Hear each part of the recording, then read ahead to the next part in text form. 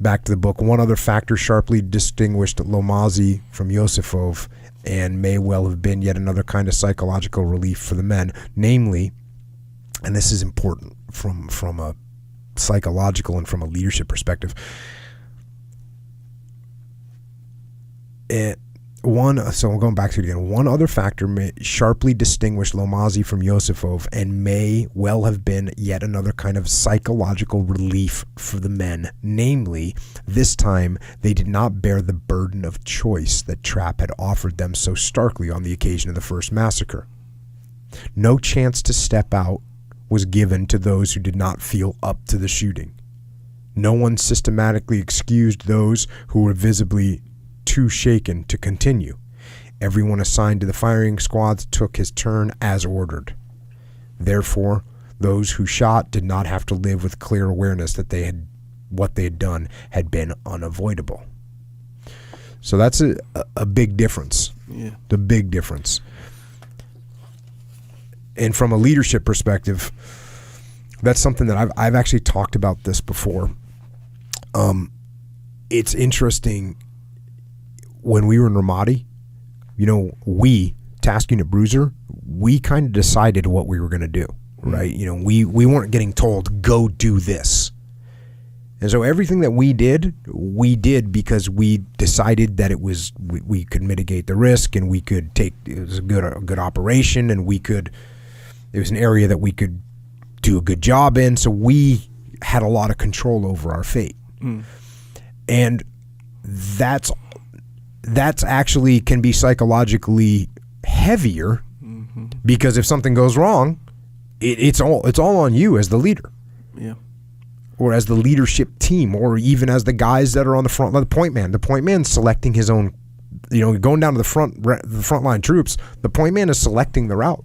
If he hits an IED, sure, it's the enemy's fault, but he's thinking to himself, why did I choose that route? Yeah. Now the Army, they did have some control, but they had more often than not, they'd be getting told, hey, you're going to go on a patrol down this road, or hey, you're going to go hit this building. So they were relieved oftentimes of that freedom of choice. Yeah. So the freedom of choice can be a little bit of a burden. And so what happened here was the freedom of choice was taken away. Yeah. And that burden was therefore taken away. Look, you're going to shut up and do this. Yeah. Guys, okay. Yeah, because you have if you have that choice, back to the part where the 12 guys stepped out, right? And yeah, we can look at it as the guys who stepped out have more courage because they're not essentially.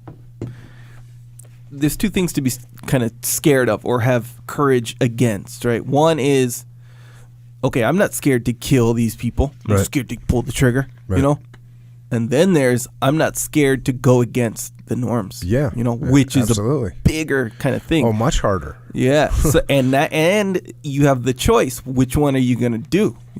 If they give you the choice, okay, you can step out if you want. What are you gonna do? And everyone's looking at you like, okay, are you gonna? I wonder what the tipping point would have been. In other words, if you chose to do it. If 10 people, but then what if it was 30? Yeah. What if it was 40? Yeah. You see that at any time in a crowd. Yeah.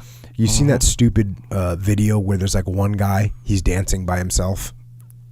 And it's like some viral video. Is it kind of old school? I don't know, but it's a stupid viral video. You don't have to go and watch it yourself, but I'll explain what happens. Sure. There's a guy, they're like some kind of a concert, some kind of a outdoor concert. There's a guy dancing by himself. Yeah. He's dancing by himself for a long time. And that's why I saw it. Somebody was talking about group, or they used this as an example of group psychology. The guy's dancing by himself for a long time. And what they're actually saying is that the person that has the courage is actually the second person that joins him. Oh. So anyways, the one person's dancing, he's dancing by himself for several minutes. Yeah. Then another person joins him. Once the other person joins him, then all of a sudden 5 people, and then it's 20 people, and then the next thing you know, everyone is dancing. Yeah. And I wonder what the tipping point would have been here. Yeah. You get 10 people out of 500, that wasn't enough. Yeah, that's crazy. But what if all of a sudden 15, 20, 30, 40 people would have stepped forward? Yeah. Then all of a sudden everyone says, hey, we're not doing this. Yeah. Yeah, I think if they knew, I wonder if they knew for sure that there wasn't going to, because some guys were getting called names. Well, but yeah, and I think it was the suddenness that he talked about in the book. Yeah. You know, if you'd have said, okay, listen, tomorrow, Yeah. we're gonna go out and kill a bunch of women and children point blank range in the woods. Yeah. You're gonna have to shoot them all. Yeah. Let me know if you're down. Yeah, and then if you would have done that, but then given them hours to sit there and think about it. Yeah. And then the next guy's like, hey, what are you going to do? What are you going to do?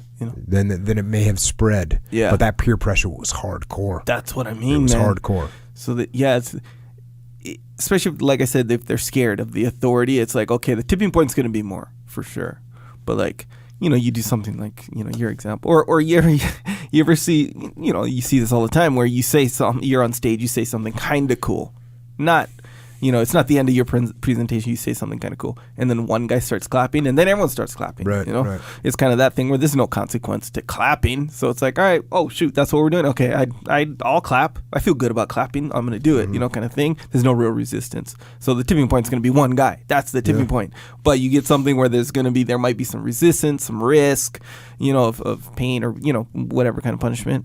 Yeah, the tipping point's going to be more, I think. Yeah. I wonder what that is, man, because it's not like the Nazi regime was very understanding. No. I mean, pretty much you can say that most military units aren't very understanding. There's going to be a certain level of like, hey, rigidity, there's discipline in place for a reason, and you can get away. I talk about all the time. I say, look, you can't just order people to do things. It only lasts for so long. Yeah. But how long did it need to last here? It only needed to last a night. If you can get everyone to do what you need them to do tonight, well, okay, we got through our mission, and now I'll let them. What did he do? He actually let them go get drunk and talk to them and built up some more leadership capital because he expended it. Yeah. He expended a bunch of his leadership capital to get this mission done, and now he's got to rebuild it and develop his relationship again with the guys and bring in some other changes. Hey, look, we're not going to do all the killing this time, so yeah. Man, it's crazy.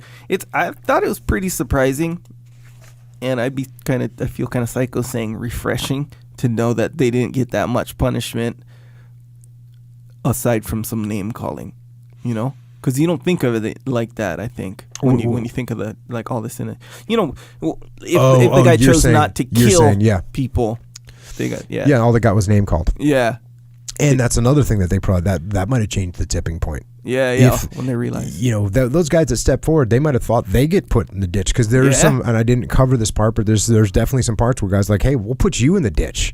That's you actually need to get what up here I thought. and do your job. Yeah.